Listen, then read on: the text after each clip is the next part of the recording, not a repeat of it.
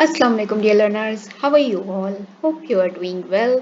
सो आज की ये वीडियो है इस्लामियात लाजमी बीए और एडीए स्टूडेंट्स के लिए। मैंने जैसे कि पहले भी आपको पिछली इम्पोर्टेंट वाली वीडियो में आपको बताया था कि मैं जो हूँ वो आपको इम्पोर्टेंट आयत जो आपके पेपर में आने वाली हैं उन आयत से रिलेटेड जो मेरे पास नोट्स हैं पीडीएफ वाले वो मैं आपसे शेयर करूँगी, क्योंकि काफ़ी सारे स्टूडेंट्स के पास सैयद मुनीबुर रहमान वाली बुक है। उसमें इस तरह से नहीं लिखा हुआ, उसमें बहुत बड़ा पैराग्राफ वाइज लिखा हुआ है। इसमें देख सकते हैं आप कि हेडिंग वाइज प्रॉपर आंसर बना हुआ है। ठीक है, ये तो अभी इंट्रोडक्शन है कुरान और सुन्नत के, मक्की और मदनी सूरतों के हवाले से उसका फ़र्क है।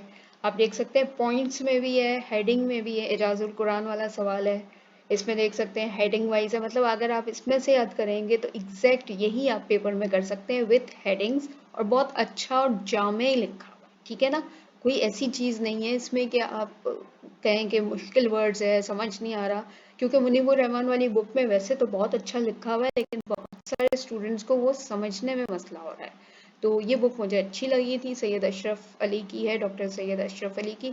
ये हिफाजत और तदवीन कुरान जो मैंने इम्पोर्टेंट में दिया हुआ है, ये देख सकते हैं आप स्क्रीनशॉट लेते जाइए।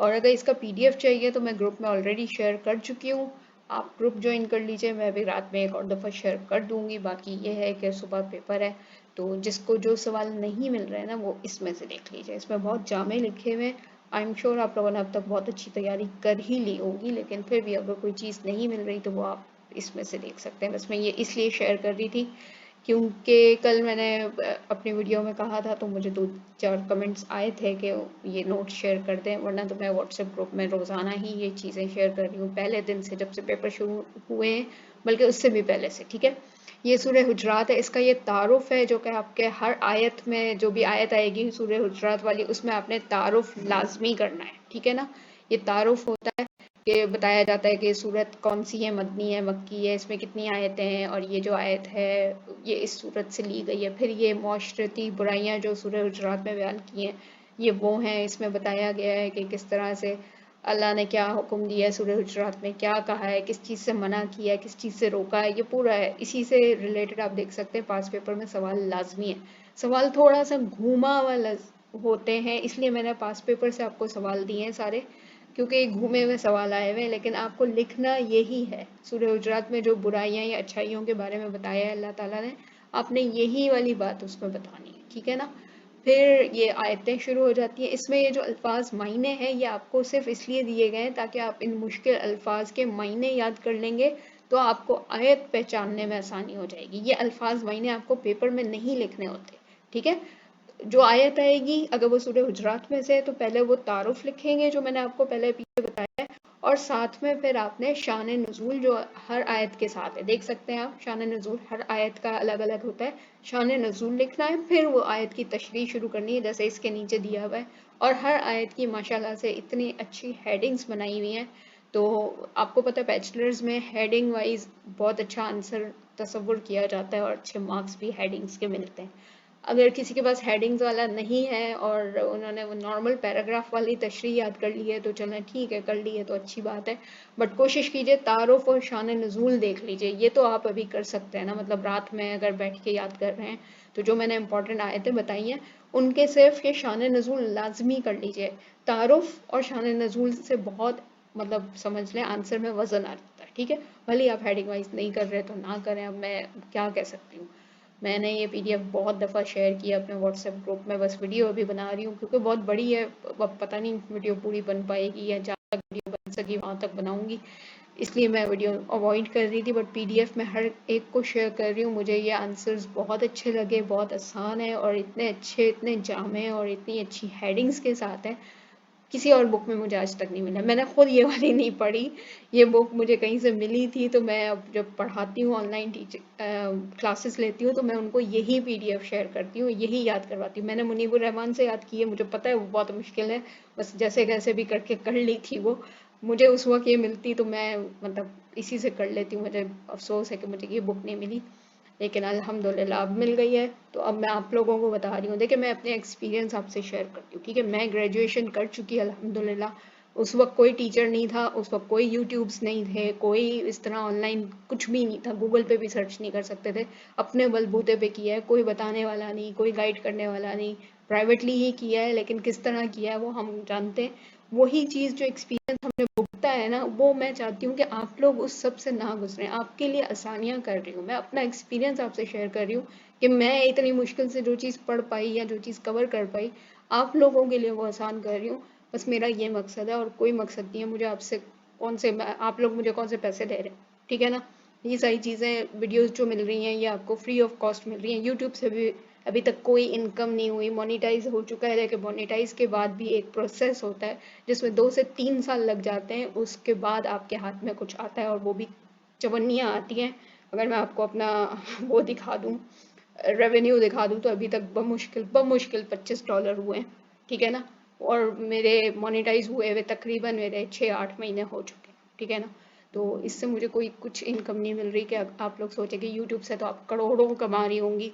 ये जो एक कॉन्सेप्ट है पाकिस्तान में कि यूट्यूब से करोड़ों मिलते हैं, तो I am sorry, third world country में यूट्यूब एक पाई भी नहीं देता, ठीक है। $1 एक वीडियो के नहीं देता, ठीक है।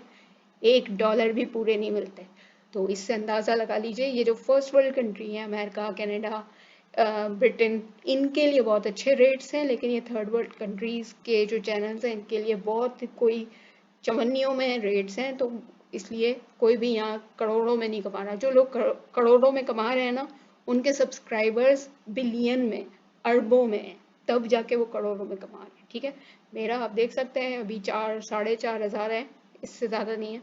4.5 में से बमुश्किल 200-300 वीडियो देखते हैं, जिनको जिनको ज़रूरत होती है, जिनके पास पैकेज होता है, सब नहीं देखते, ठीक है ना।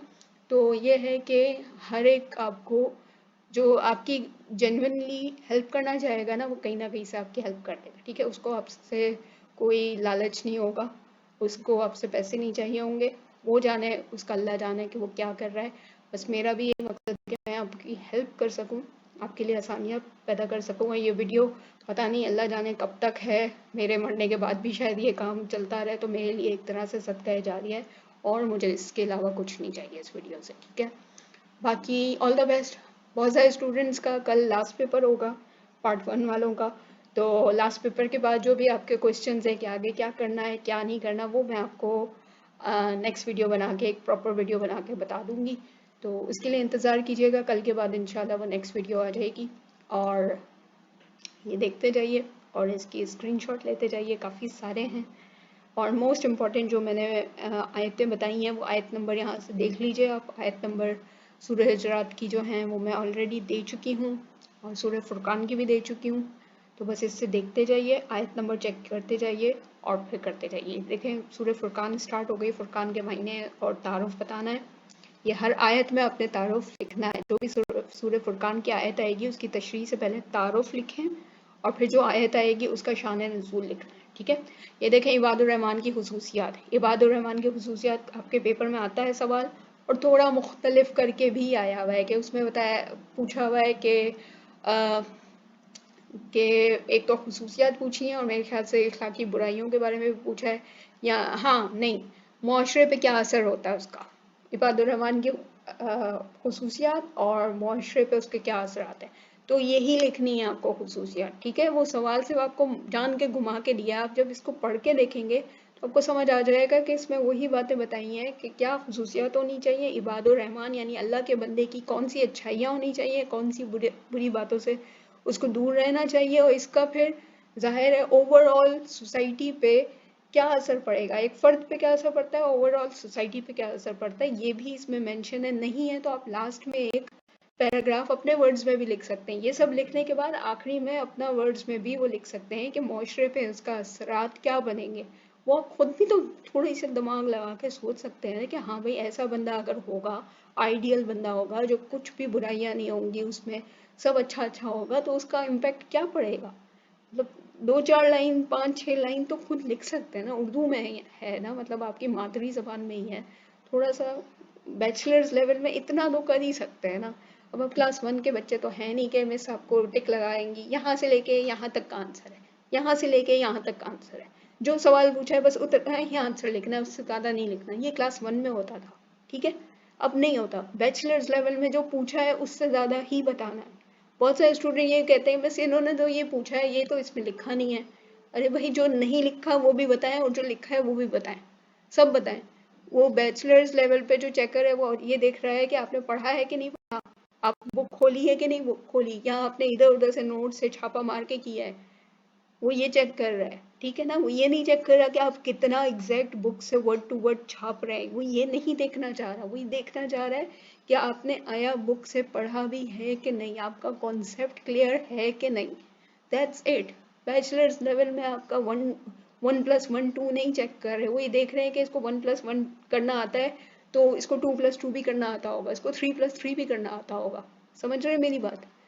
मुझे पता है बहुत सारे स्टूडेंट जो है अभी तक वही क्लास 1 वाले उसमें फेज में है कि बस सवाल में ये पूछा है कि इबादुर रहमान की खुसूसियात वो लिखनी है, उससे आगे पीछे कुछ नहीं लिखना। सवाल में पूछा है मुआशरे पे क्या असर पड़ता है इबादुर रहमान की अच्छाई बुराई से या खुसूसियात से, बस वो मुआशरे वाला ही एक पैराग्राफ लिखना है और कुछ नहीं लिखना। बहुत सारे स्टूडेंट को जब मैं बताती हूँ कि 20 नंबर के सवाल के लिए आपको ज़रा अच्छा खासा लिखना होगा, 4-5 पेजेस का, तो वो मुझे कहते हैं मिस इतना कहाँ से लिखे हैं। मतलब ऐसे हो जाते हैं कि जैसे पहली दफ़ा सुन रहे हैं। 20 नंबर का सवाल है भाई, 4-5 पेजेस लिखना कोई मुश्किल चीज़ है? इंटर में भी हमने 2 से 3 पेजेस के तो आंसर किए ही हैं ना। मतलब मैट्रिक में भी आप 4-5 पेजेस तो कर ही लेते हैं आंसर। याद है मैट्रिक में जब हमें टीचर 4 पेजेस का अगर कोई आंसर करवाती थी तो हम कहते मिस बस करते हैं, याद है? यानी इतना ही होता है आंसर। नॉर्मली बोर्ड के पेपर्स में 4-5 पेज इज नॉर्मल। ठीक है, तो जो लोग ये समझ रहे हैं कि बस 1 पेज का आंसर होना चाहिए या 2 पेज का आंसर होना चाहिए, तो वो फिर मेरे ख्याल से अभी तक स्कूल से बाहर निकले ही नहीं है। अभी तक सिर्फ वो स्कूल गोइंग बच्चे ही हैं। क्योंकि अगर आप बैचलर्स लेवल पे आ गए हैं, जब उम्र इतनी हो गई है, आपकी एज इतनी हो गई है, तो थोड़ी सी पढ़ाई भी तो बढ़ेगी ना। पढ़ाई पीछे तो नहीं जाएगी ना, पढ़ाई भी तो आगे जाएगी ना। जब मैट्रिक में हम 5 पेजेस कर रहे हैं, 4 पेजेस के आंसर कर रहे हैं, तो इंटर में उससे ज़्यादा होंगे, बैचलर्स में उससे भी मजीद ज़्यादा होंगे, आगे मास्टर लेवल पे उससे भी मजीद ज़्यादा होंगे, पीएचडी लेवल पे मजीद मजीद ज़्यादा होंगे। उसमें तो पूरा जर्नल आपको पढ़ना पड़ता है। तो आप क्या समझ रहे हैं? हाँ, माना टाइम कम है। मसला ये है कि टाइम कम और मुकाबला सख्त है कि 3 घंटे में 5 सवाल करने, बस ये मसला है। इसके लिए आपको स्पीड बढ़ानी होगी। जब हम पढ़ते हैं याद करते हैं तो लिख लिख के जो लोग याद करते हैं उनकी स्पीड बहुत अच्छी हो जाती है, भले कीड़े मकोड़े राइटिंग हो जाए लेकिन स्पीड बहुत अच्छी हो जाती है उनकी। तो जो लोग लिख लिख के सारी ज़िंदगी याद करते रहे, बशमूल मैंने हमेशा लिख लिख के याद किया है। और अल्हम्दुलिल्लाह टाइमर लगा के अपना आंसर लिखती थी कि अगर मैंने एक हेडिंग याद की है, लिख के याद की है और फिर उसका अपना टेस्ट खुद लिया है टाइमर लगा के कि मैं ये हेडिंग याद कर ली है तो ये मैं कितनी देर में एक हेडिंग कर सकती हूँ। इससे मेरा पूरा सवाल की टाइमिंग मुझे मैनेज करना आसान हो गई थी। एक तो स्पीड भी बढ़ गई थी, दूसरा कि ये सारा मसले मसाइल जो थे टाइम पे करने के वो मेरे साथ नहीं हुए थे अल्हम्दुलिल्लाह। बस हाथ दर्द कर जाता है पेपर करते हुए, दैट्स इट, और कुछ नहीं होता। 3 घंटे की बात है, पूरी ज़िंदगी का हाथ दर्द नहीं होगा, सिर्फ 3 घंटे का टाइम है। 3 घंटे हैं आपके पास, अपना फ्यूचर बना लीजिए, वरना तो फिर मर्जी है। चलिए नेक्स्ट वीडियो के साथ मिलती हूँ, अपना ख्याल रखिएगा, अल्लाह हाफिज़।